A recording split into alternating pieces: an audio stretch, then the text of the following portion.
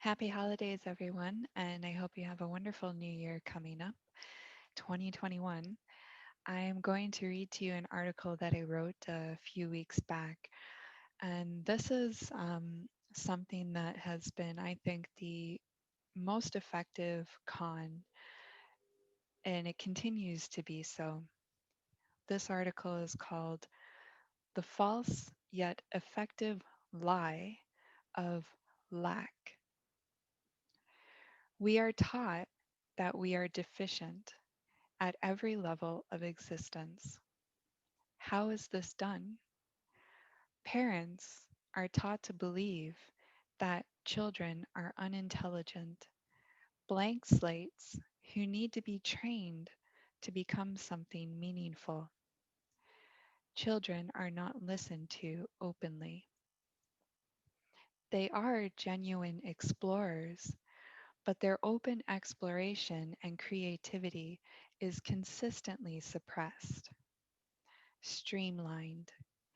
Culturally, there may be different approaches to this entrainment, but it is programming nonetheless.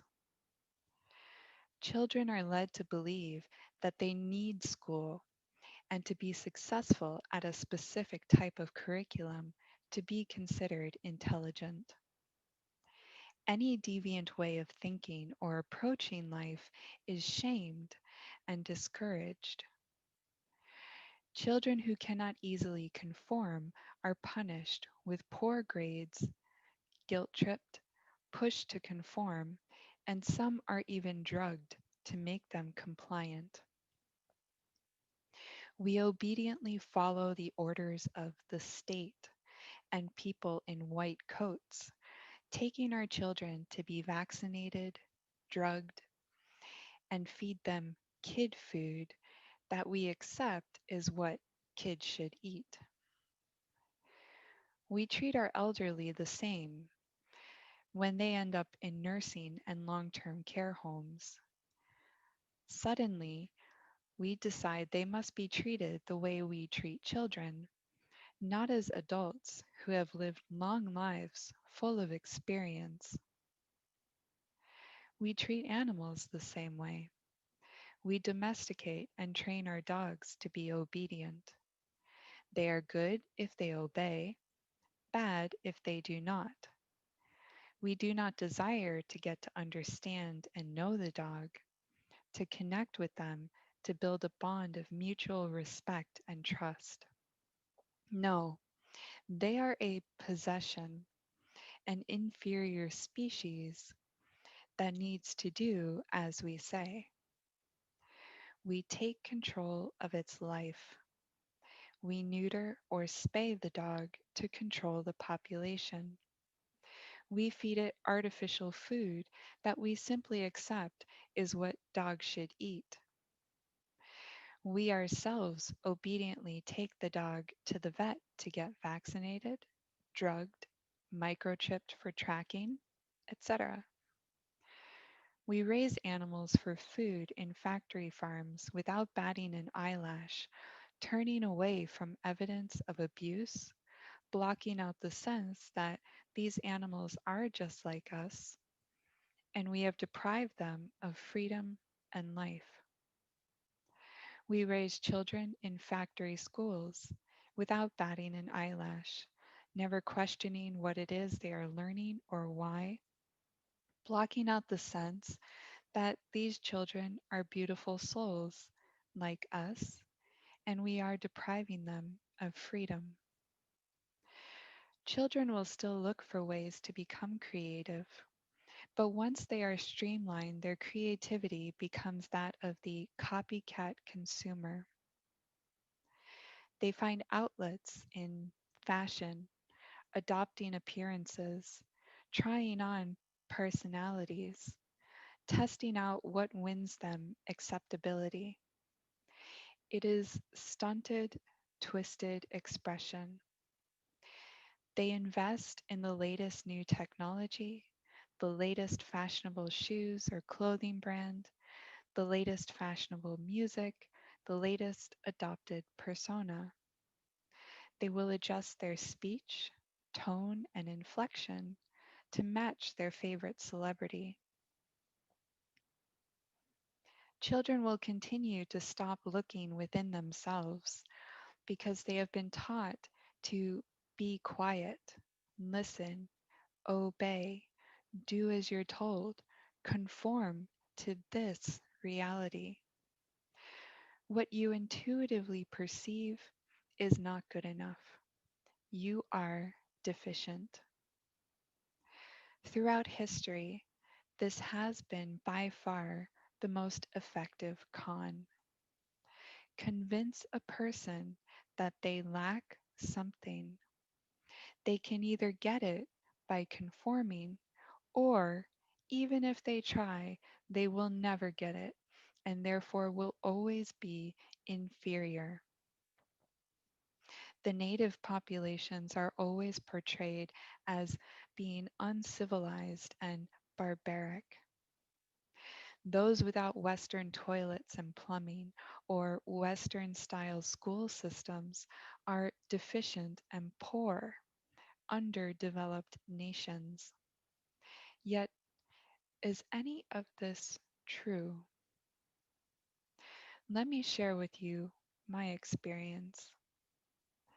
I experienced growing up children who were all unique.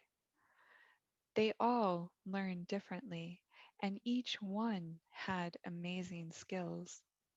None were the same.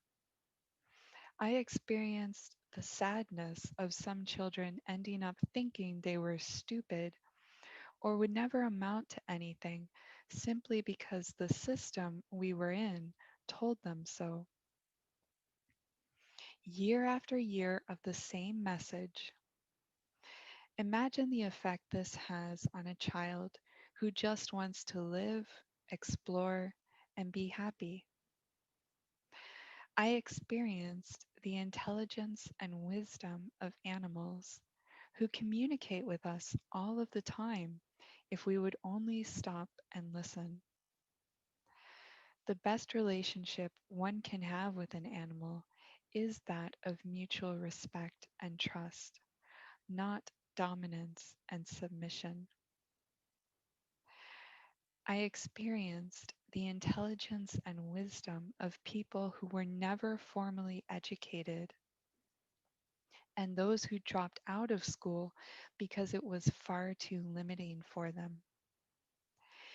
These people were always the most aware, most adaptable, most capable of being fully alive in the moment.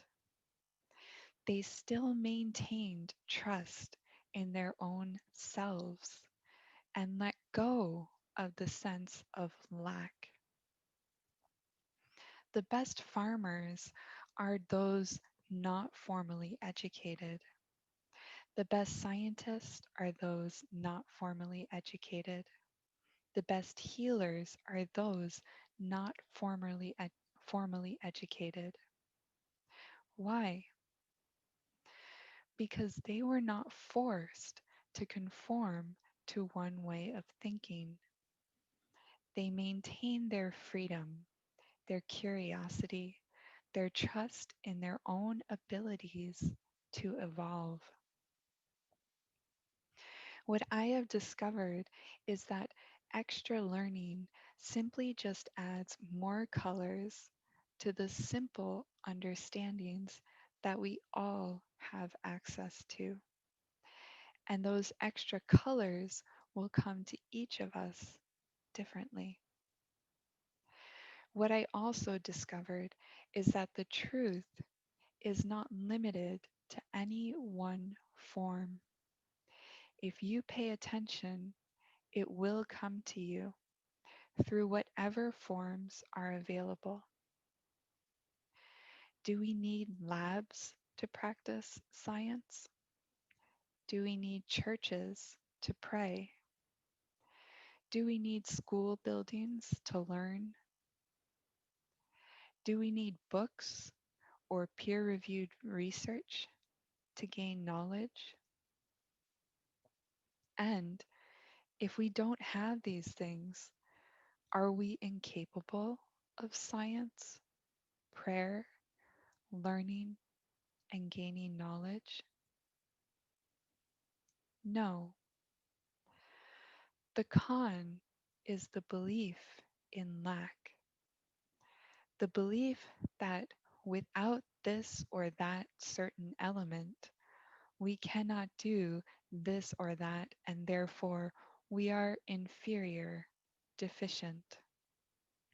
Yet, if you stop to look more closely, what is it you desire? You know what it is, which means you have an awareness of it. The essence of what we desire is never confined to conditions. Let go of the self imposed limits. You will find a way to reclaim that essence, for it is already a part of you. What you're doing is seeing how you can find that expression as a manifested reality in your existence. We believe that our bodies need modern medicine to be healthy, but this is false. We believe that we are overpopulated and there are not enough resources to go around, but this is false. We believe that we are chaotic and sinful. Sin, again, is Spanish for without. Sinful would be full of without. And therefore, we need our systems to remain in place for order and justice and peace to reign.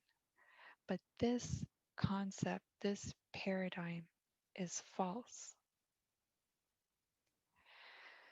We believe that we need to impose conditions or everything will fall apart. But this is false.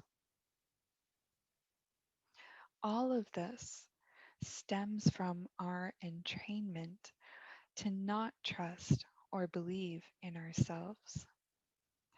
We are faulty, not smart enough, not pretty enough, not enough of this or of that. We are sinners or withouters who need redemption.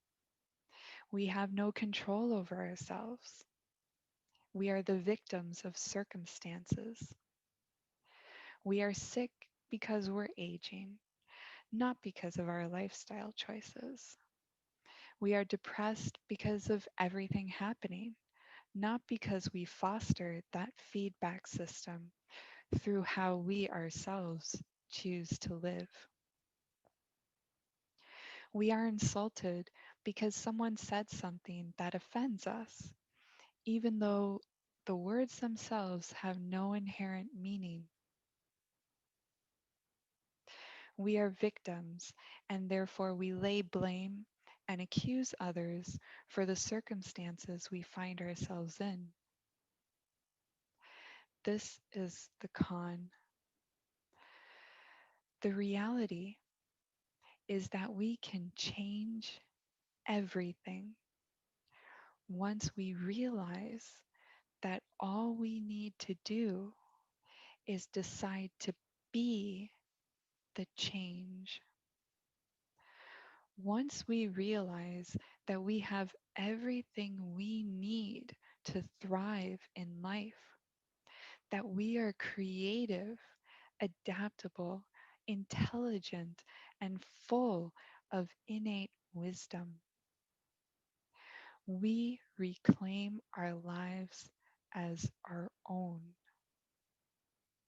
And then, only then, will change occur.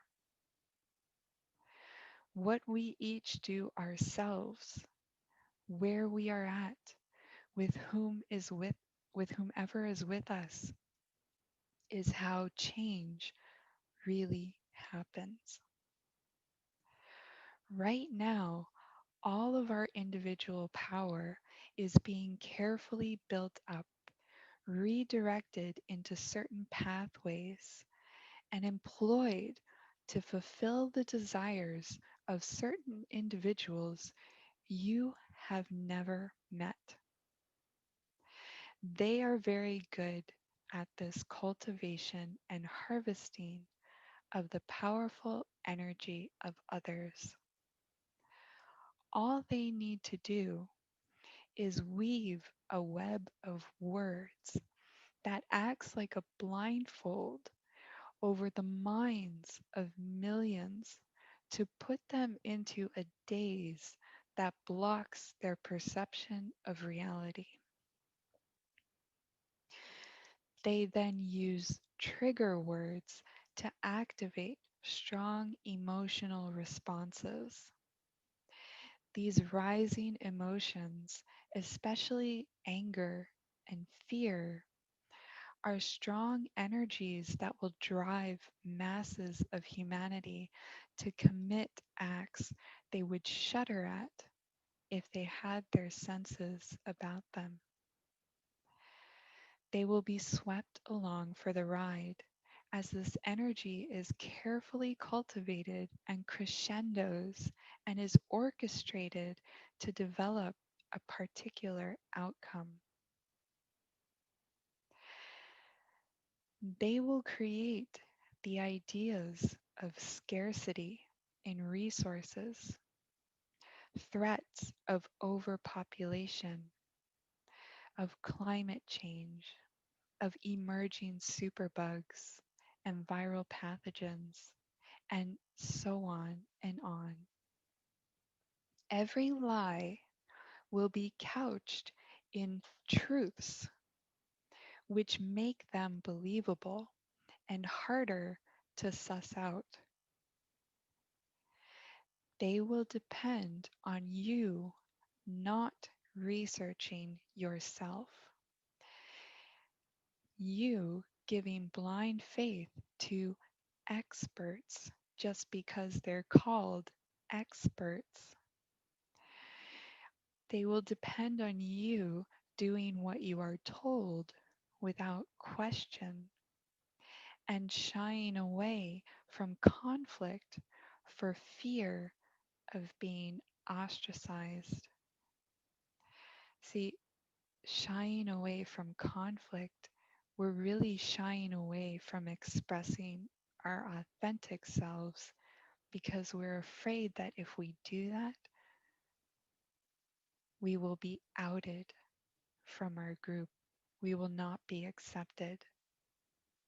But this is because we've been tricked into not accepting ourselves.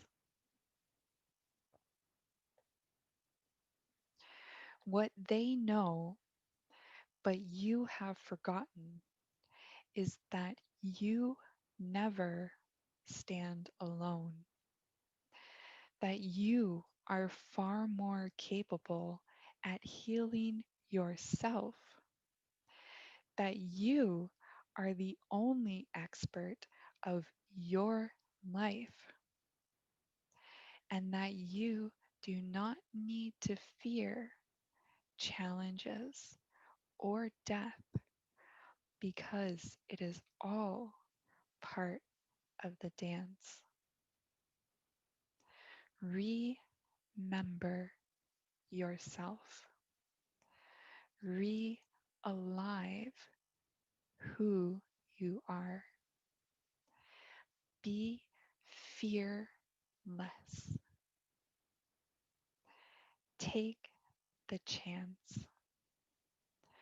Why not accept the challenge to see what it is you really know, to become curious, open, and an exploring child again? I hope this message reaches whoever needed to hear it, and have a wonderful, empowered new year.